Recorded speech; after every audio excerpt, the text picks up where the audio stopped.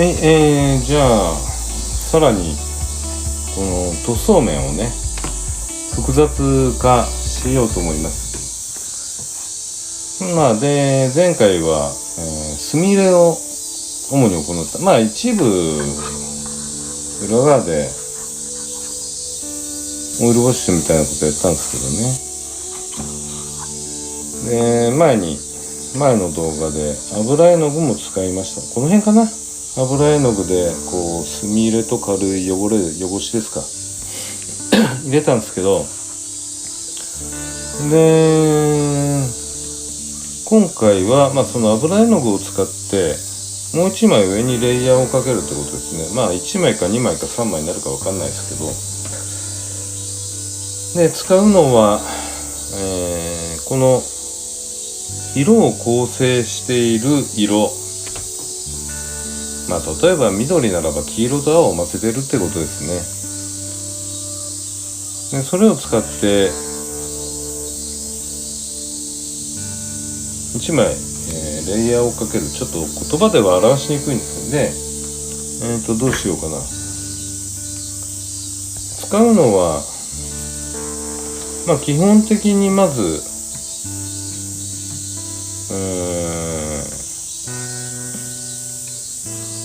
ウルトラマリンディープと、バントアンバー、これはクッサカーベットホルベインかな。メーカー油絵の具のメーカーはどれでもいいんですけどね。絵を描く場合は結構このメーカーじゃないといけないというこだわりが出てくるみたいなんですけど、僕はあんまり気にしたことないな。でこの2色を混ぜると黒になると。だから基本的にここでは黒は使わないです。色味をこう暗くしていくんであればこの量を増やしていくということですね。でこのブルーとイエローを混ぜるとグリーンになるってことで、ここに茶色を加えていくとこの暗いグリーンですねになっていくんで、微妙に赤が入るんですよ。微妙に赤が混じるんですよ。でこのとあとはこういうのを使うこともあるかな。バーントシェンナーを使うこともあるかな、場合によっては。例えば緑の方じゃなく茶色の方ですね。ここはバーントシェンナーと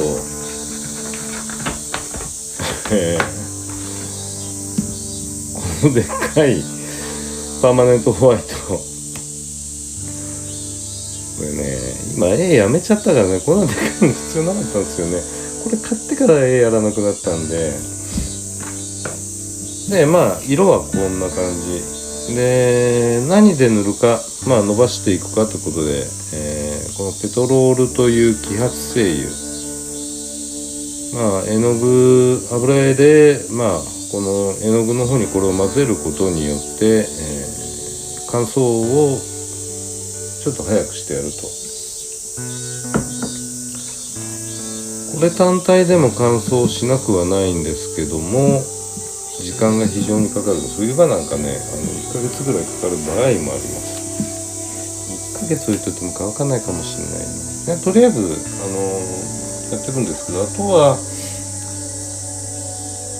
筆ですね。筆何でもいいです。平筆がいいかな。それからこの紙パレットですね。紙パレット画材屋さんで売ってます。で僕はこれ塗装ブスの内壁に貼り付けて試し拭きにも使ってます。流乳パックでもいいんですけどね。流乳パックの裏側こういうのこれでもいいんですけど、いろんな色を使うんで周りをどんどん汚してっちゃいますから大きい方がいいと思います。で前回でもちょこっとお話をしてたペトロールの代わりによくあるこういうペインティングオイル、これは使えないのかって。これはねツヤがものすごい出ちゃうんで使わない方がいいです。いろいろ試してみてもいいんじゃないですか。バントシェンナの方がもしかしたらグリーンのところいいかもしれない。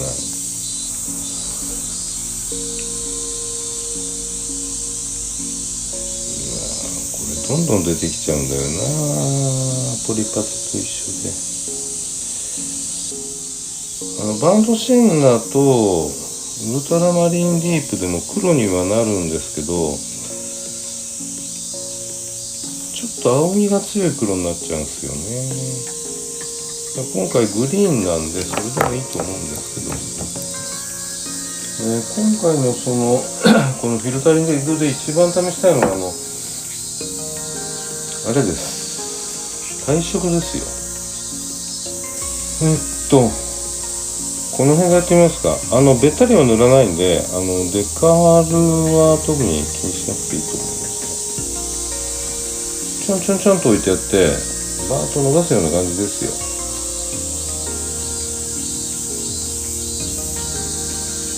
茶色はあまり置いても意味がないな。やっぱり緑があった方が良かったかな。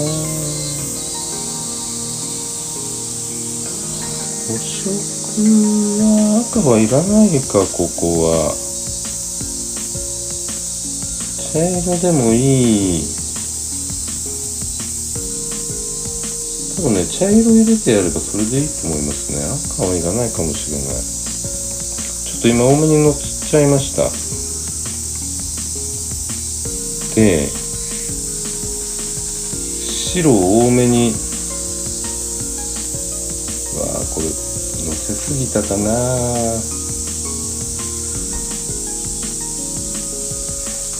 ペトロールをでに今含ませて、でこれではペトロール量が多いんで、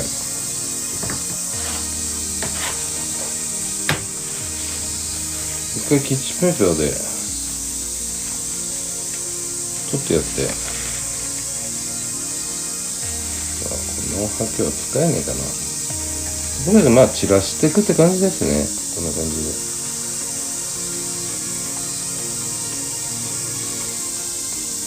この感じが好きだ俺。このいろんな色が混じってる感じ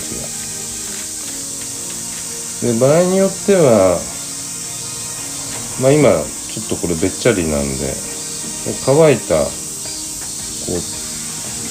れは何筆って言ったかな、ちょっと覚えてないけれども、ちょ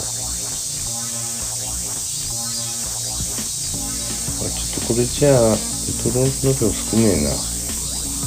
一回これで伸ばしてやって、要はこの伸ばし加減だと思うんですよ。で、自分が思ったよりも色が濃いんで、改めて白を抜いてみる。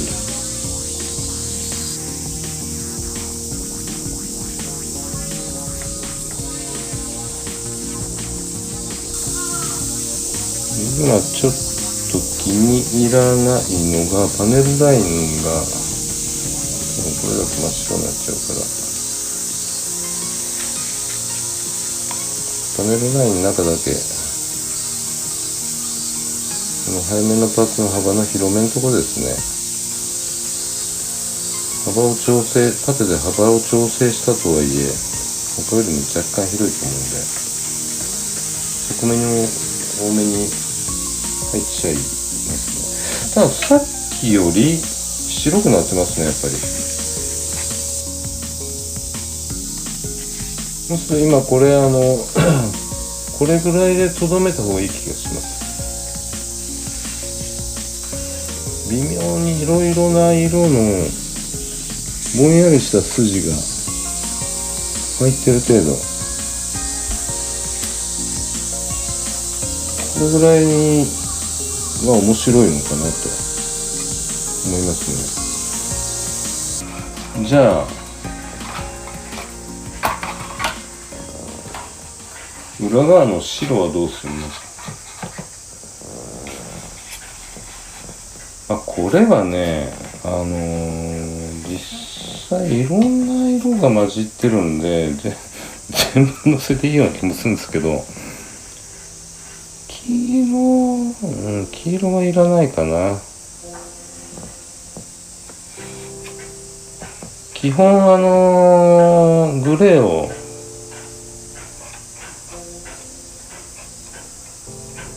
どんどん色を薄くしていくと白になると、まあそんな感じで塗ってますからね。一番下は黒ですから。でグレーっていうのは僕の中ではパープルなんですよ。おかしな言い方ですけどね。基本この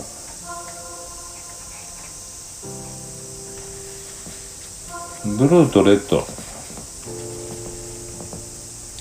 だと思います。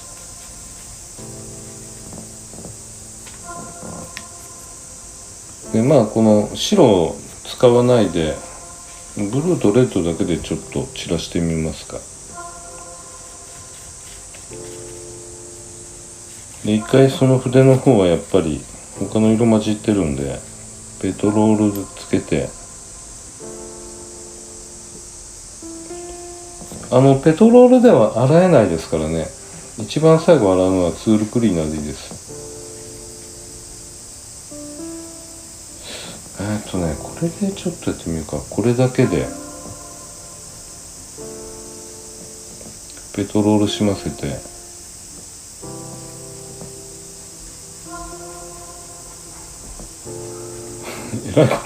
えらいことになってます。えらいことにブルーが足りない。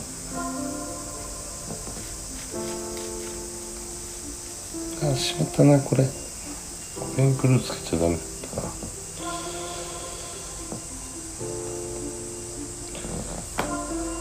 ちょっとブルーが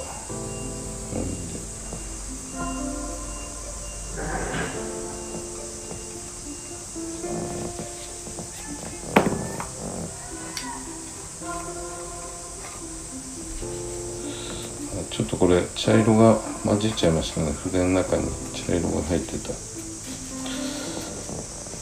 まあ少しぐらい効かなくなってもいいですよ。これは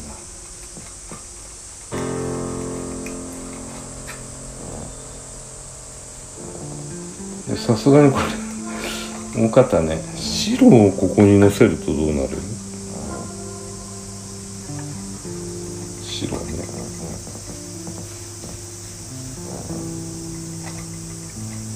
多分あんまり変わらないと思います。さすがにこれはこうなっちゃうとあれなんで落とした方がいいでしょう。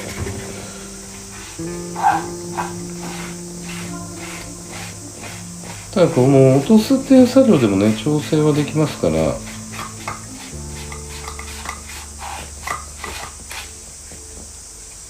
こんな感じの色ですね。僕的にはこれでもありだと思うんですよ。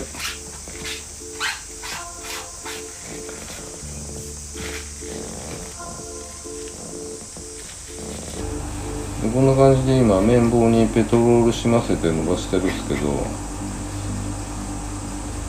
まあ動いてくれますから、まあ当然色をのせてるんでね全然違う色にはなりましたけども、こんな感じで、いずれこの後他の白い部分も同じようなことやるんで、それは色の調整効きますからね。そこでということを全体にやります。でメタルの部分はやらないです。さすがにこれはやってもやらなくてもだと思うんですけどね。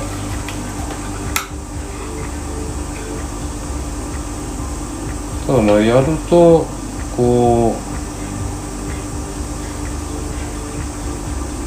ちょっとまたさらに複雑な感じがして面白いのかなということですよ。ここなんかも今どうかなってぐらいここですね、茶色っぽいのがこう出ちゃってるんですけど、これはこれでいいと思うんですよ僕は。まあそんなフィルタリングを、進めていきますね。だから一番最初に僕赤、青、黄色、白って載せちゃったんですけど、白はまあやってもいいとは思うんですけどね。あんまりやっぱりその段階で極端に退色は考えなくてもいいんじゃないのかな。逆に今ここ白なしでやってるんですけど、白なしでやっちゃってもいいけど、やっ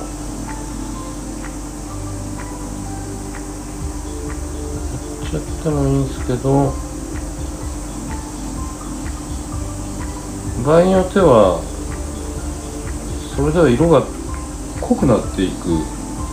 僕はそんなに出てないですけどね、そういうのは濃くなっていく可能性があるんで、その場合は白はちょっとだけ入れてやってもいいと思いますし、あとは法則線をあんまり考えて入れちゃうとそこばっかり気になっちゃって、そのランダムな感じがしなくなる可能性もあるんで、まあパッと見ながら今ここやったんですけどね、ほとんど違う、ほんのわずかの違いだと思うんですよ。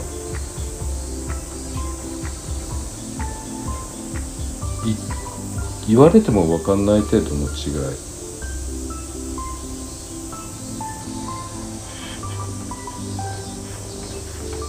これぐらいになったら乾いたのでソフトにしてやると、はっきりとしたその色の筋は見えないんですけど、微妙なその色の筋が見えるか見えないかっていうのが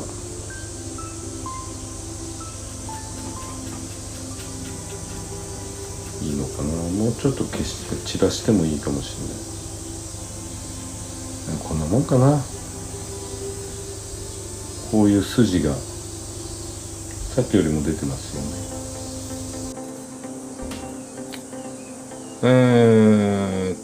退色使えるのがこの白とイエローオーカーっていう、まあ黄土色ですね。これがグリーンでもブラウンの方でも使えるっぽいんで使ってます。この筆でこう散らしてやって、ちょっとやってみますか。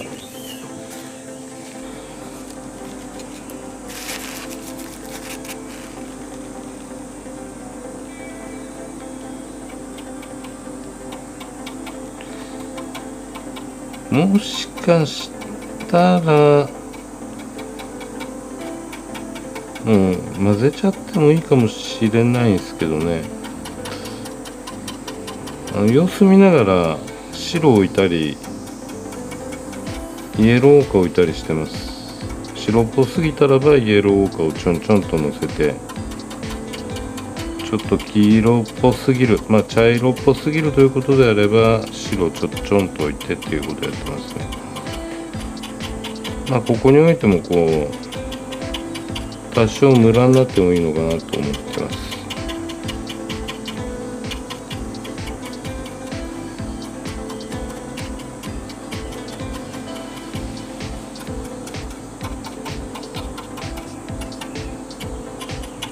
でここをちょっと散らしたらあ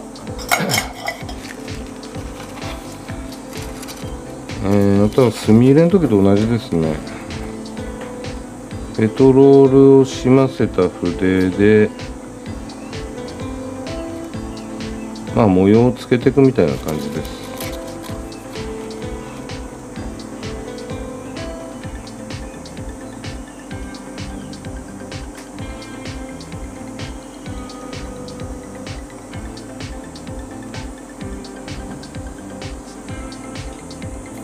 まあ色がちょっと多すぎるなってとこは逆にこの筆に吸わせて調整すればいいと思いますし、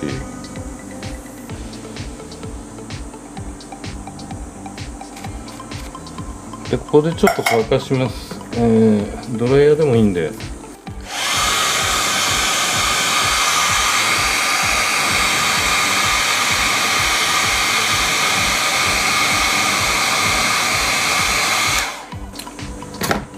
軽く乾いたらば平筆で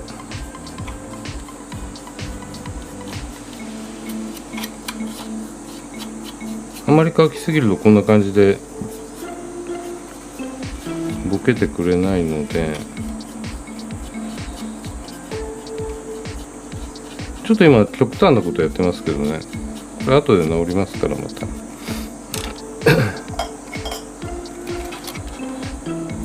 今この辺乾きすぎちゃって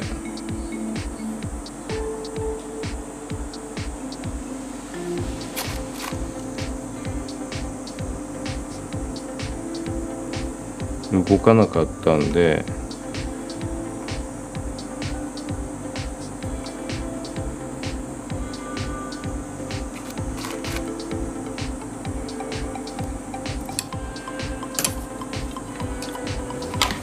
もう一回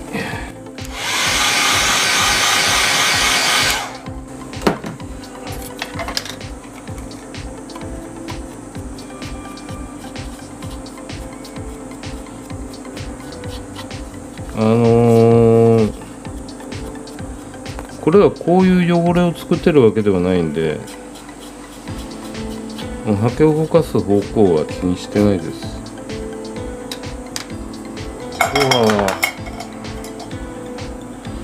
もうちょっとこれでちょっとこすってみましょうか。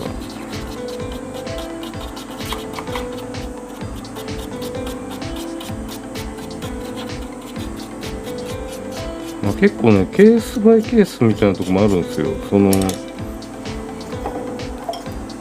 どれだけ乾いているかとか、どれだけ湿ってるかによってまた変わってきますからね。だいたいここでこう模様をつけてやるとか、下地のグリーンを出して模様を入れてやる。あとはこうパネルライン沿いはちょっと逃がしてやるとかね。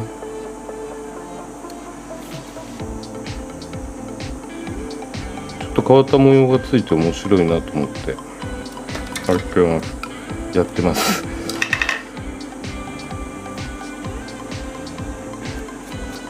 どうもここ今ペトロールが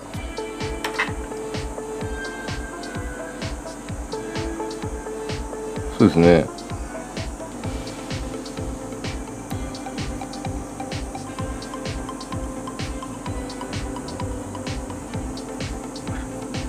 まあこれでペトロールを使ってうまく調整をしていけばいいんじゃないですかね。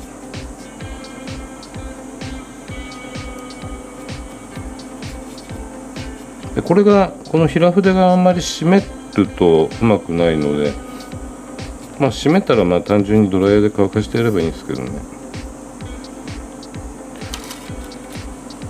どうでしょう、ちょっと変わった模様がまたできました。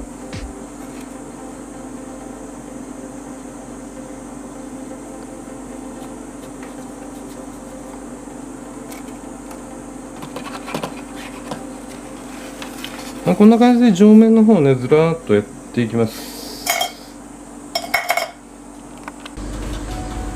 そろそろじゃあいい時間になったと思うんでまとめですね。まとめっていうか今回いろいろやってみて結果この方法に落ち着いたってことなんでね。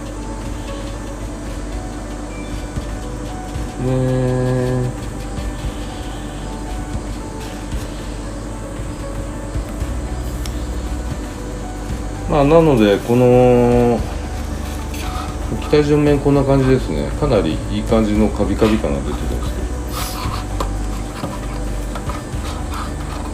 けど、結局今目に入ってきてる僕の目に入ってきている汚れっていうのは、実際のところ一番最初のサフェーサーのモヤモヤ、今回、オキサイドレッドに白でモヤモヤを入れて、ごめんなさい、オキサイドレッドに白でモヤモヤという模様を入れて、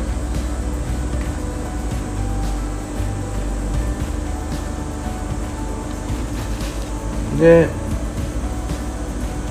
パネルラインプレシェーディング入れましたよね。あまり黒くならない程度に。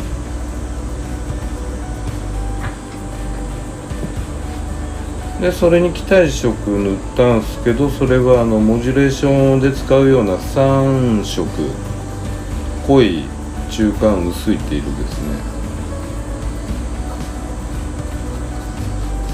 ねを使って、モジュレーションだけじゃなく体色も考えた濃淡をつけてやったと。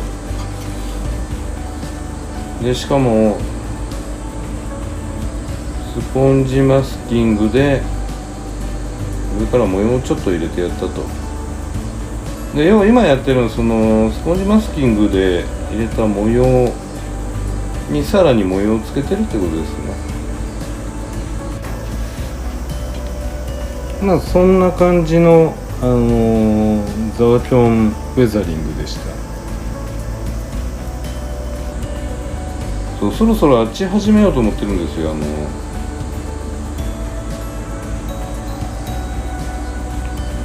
この間買ってきたタミヤの F4B、 あれをそろそろ始めようかなと思ってるんで、今乗せてるこれがね乾かないと次の工程移れませんから、ちょっとこの F4E に関してはあんまり面白い動画この後ないのか面白いかどうかわかんないですけど、ちょっと作ってやってみないとわかんないです。で本日はこの辺りまでですね。それではまた。